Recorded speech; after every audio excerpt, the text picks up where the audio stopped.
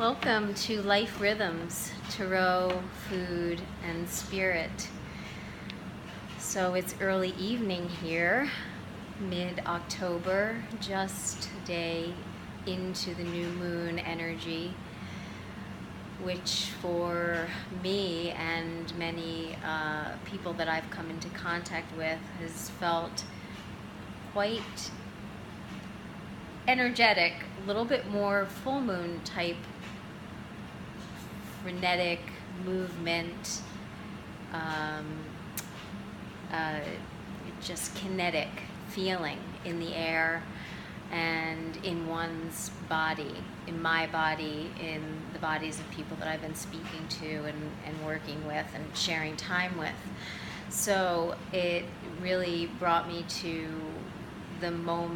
this moment where I've been wanting to share something about moving into the autumn season. Now we're about a month in, and the energy of the dosha, or quality of an energetic embodiment, a quality called VATA. And I'm dancing around it a little bit because I don't want to get too specified into the Ayurvedic foothold.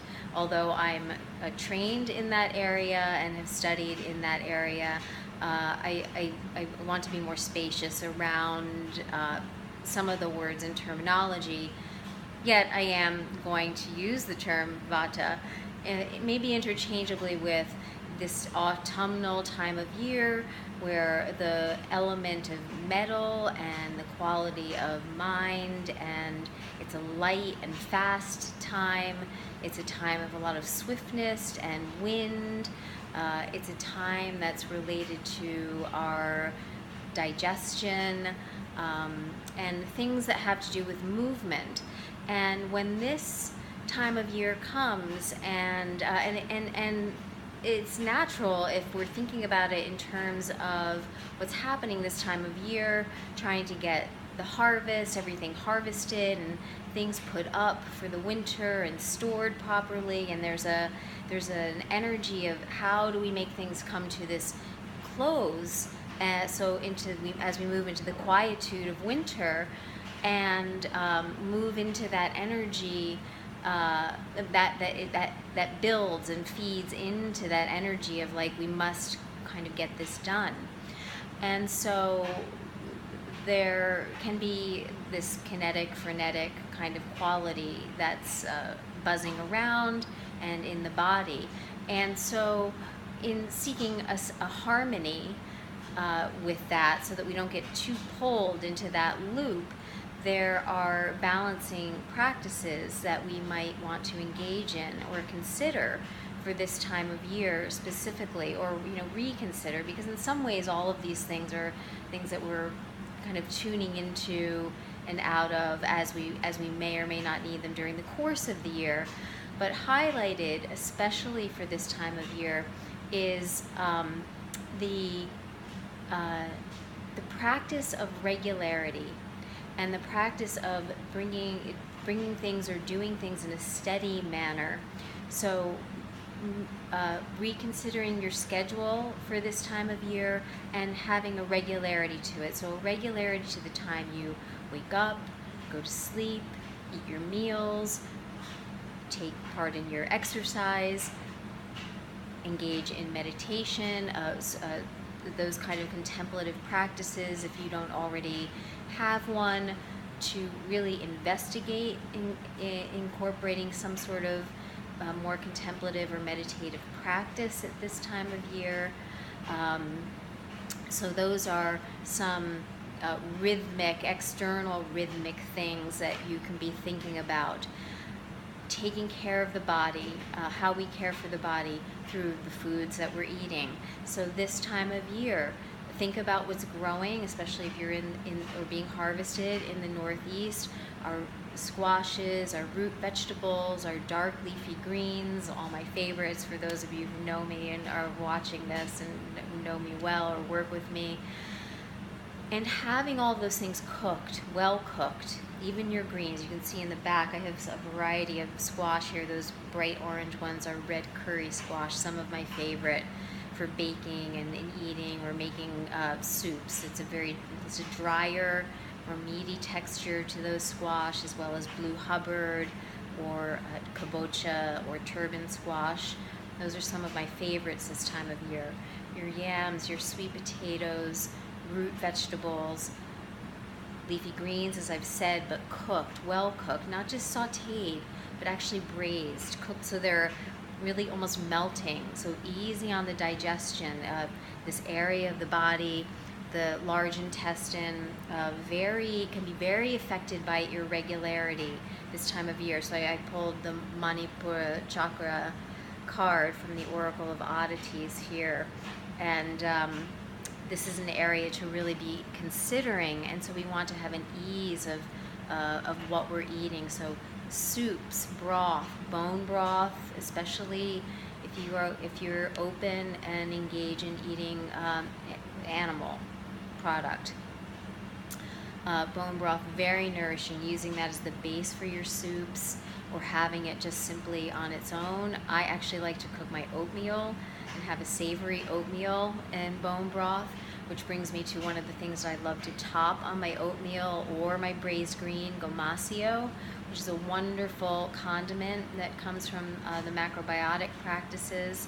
And this is a sea salt, or I use Himalayan salt as well, and sesame seed. And the ratio is approximately 1 part sea salt to 12 part sesame seed, to up to 16 part sesame seed if you're trying to reduce some of your salt intake, although we're talking about using high quality mineral salts in a condiment like this. I also add some dulse seaweed to mine. So you basically toast the seaweed if you're using that with the sesame seeds. It's about 1 part or 2 parts seaweed to the sesame seed. So same ratio of seaweed to salt, but you'll toast the sesame seeds and the seaweed together, set it aside, put the salt in the hot pan. This is wonderful to do in a cast iron pan. Get that just warmed. It's going to happen really fast. Take it out, combine them, let them cool. Mix them around, let them aerate so they cool. When they're well cooled, either in your mortar and pestle, if you really want to put your energy into it, crush it, grind it. I like a coarse grind to it so you still got some texture going on, or in your spice mill or your coffee grinder, even if you have a separate coffee grinder for your spices and things like this. And grind it to your desired texture. Again, I like to keep mine a bit coarse, and then have this on hand. Once you've heated it and ground it, the oils are released in the sesame seeds, the seaweed, the salt. It becomes perishable, much more perishable. So you want to keep this no longer than 3 weeks. So make it in amounts that if you're thinking about sprinkling it on your foods, say a couple times a day, and you could use this in place of salting your food. So instead of salting while you're cooking, you can add this at the end as your condiment. It's just a wonderful way, and the salt and the seaweed, very grounding elements. So that's a kind of a key word I like to think about for this time of year. What's going to ground you? Regularity in your schedule, warming foods, things that are a little bit more drawing in and downward, soothing to your system. Another amazing practice for any time of the year, but especially this time of the year. I'm going to show this bottle. This is Sarada. It's a tridoshic oil. It does happen to be, yes, another Ayurvedic product, but for what I'm about to share, you could also use sesame oil. I think is fine for a general constitution. Again, I'm not going to get too deeply into that. If you'd like to discuss that with me more intimately, reach out to me, bonerooterb@gmail.com. Make a note here on YouTube, and I'd be happy to discuss it with you more personally. But so what I'm about to share is abhyanga, or self-massage. So keeping the body warm, keeping the tissues hydrated, starting from your head and going down to your feet. You take a wonderful, well-sourced oil. It could be sesame oil, could be sunflower oil. If you are of a very hot constitution, you could use coconut oil, but when you're getting into the colder climate, unless you're really overly hot, I personally don't usually recommend coconut oil for this time of year. So you could either get an oil that's been prepared with some herbs for balancing, and Sarada is a beautiful company. There's also Banyan, which is well known, Mountain Rose Herbs, which I really love for certain facial oils, and my herbs also will make some body oils that you could use for this. You start at your head, move down to your neck, move to your back, move to your arms, and once you get to your joints like this, you go in a circular way around your joints, and then you go up and down on your long bones, circular around joints, up and down long bones. Once you get to your fingers, you milk your fingers. So you do this on both arms. You move to your belly, moving in a circular motion from right to left in a circular motion. And then you move to your legs. Once you get to your long bones, your thighs, long strokes, hip sockets, circular, knees, circular, calves, lengthwise, feet. Get really into the soles of your feet, lengthwise on the top, and then milk your toes again. Such a beautiful way to start the day, but especially to end the day. It's so soothing and nourishing and quieting for the body to engage. And it creates an intimacy, a self-care. It's really a beautiful way for self-care. So then another element of hydration, rather than just thinking about water, and this is all I learned this years ago from the wonderful herbalist and fiery Baba Yaga Susun weed, susun, S-U-S-U-N weed. Look her up for sure. I'll make a note in below. You would be doing in some nourishing herbal infusions. So instead of just drinking water, you would infuse an ounce of something like, I'm showing linden, but I'm going to show oat straw or nettle. I don't have any nettle right now, or red clover. And you would take an ounce, weigh it out until you really get familiar with those measures look like. You'll place an ounce of these herbs in a quart jar. Boil your water, pour the water on top, let it infuse 6 hours to overnight. I find this easiest to do in the evening, and then I enjoy the infusions through the day, starting the next day. 1 quart like that will really only yield you about 3 cups of liquid. Consume that within that day or by the next day. So it's a 2-day at most preparation that you'll have for yourself. Alternate the herbs that you're taking in. The oat straw,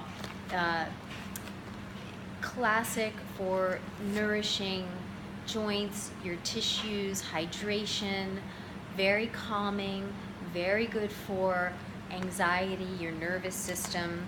This one that I keep pulling up and then pulling down is linden. So this, for linden, you'll use a half an ounce. It's very mucilaginous, so it becomes very almost syrupy when you make it. If you use a full ounce, it'll be very viscous, and I don't mind that quality, but it's a little much, and you'll be getting the nourishment that you would want from a half an ounce. Put that in your jar, fill the quart jar to the top, strain that. With linden, you can actually reboil. You can actually take what you've had and then put more hot water on top of it and make another infusion. It's kind of that, it's got that much mucilaginous, it's like hydrating isn't even the word. It's like soothing, like if you have a sore throat, and linden is used for fevers, for sore throats, and it is wonderfully sweet, fragrant, and I love that this time of year. These infusions are wonderful, more room temperature, and I'm almost hesitant to say it because it sounds a little backwards for what I'm saying about warming things, or slightly chilled. It's better for the flavor. Let's just be frank about it. So I enjoy the flavors. Your palate starts to change, but it is one of these things, these infusions, that are better a little bit on the cooler side. So I actually also have some rose petals here because they're so wonderful for the heart, and so calming, and again, nourishing for the heart and your nervous system. So I sometimes like to crush a little rose petal in with some of my infusions, and that's more of an energetic addition rather than a nourishing addition. So we've got our regularity in our schedule, our thinking about our warming foods, our self-care for our skin and how that goes into our tissues and our organs, even through the self-massage, Ayurvedic style self-massage called abhyanga. Wonderful oils from sarada, banyan, botanicals, mountain rose herbs. The herbs that I just showed you are from mountain rose herbs. You can consider oat straw, nettle, red clover, linden, and comfrey is one that I haven't worked with a lot. Susun weed uses it quite regularly, and that's something, so some things to leave you with to investigate. And then in terms of our work with cards, our contemplative work, if we want to layer work with cards or not, but the quality of this time of year, and this is me personally, I chose some of the major cards that you might want to consider for yourself. This time of year really is an interior time, so that time to me speaks of the High Priestess. And I wanted to show her, that's the Marielle Tarot, and I have her here with the Mother piece, the High Priestess. This time of year speaks to me of the moon. And again, this is Mother piece. And then this beautiful other half of the sun card, right? The moon from the Marielle Tarot deck. This time of year speaks to me of a letting go. What are we letting go of after the harvest, right? What is being put aside? So the hanged man or the hanged one.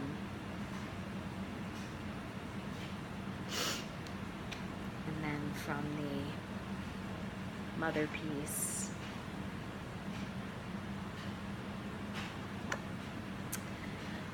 this time of year speaks to me very classically of the Hermit.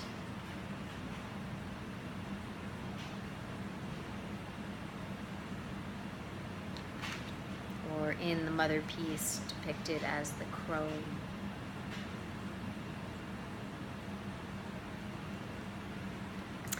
And then this time of year also speaks to me very much, and this is my card of the month, so I'll be doing a more extensive talk on this later in the month or early November, of death, of transformation. What are we letting go? What are we moving, quieting into, dissolving into? With the Mother piece, a little shine there.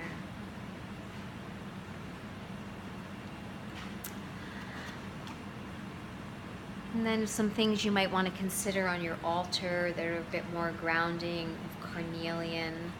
I have sourced a lot of my beautiful crystals and gems in the last couple of years, well, year and a half, from, maybe year really, from Everyday Magic. They're located in Durham, North Carolina, so carnelian. They're wonderful to work with, very, very generous with helping you choose things. I have obsidian here,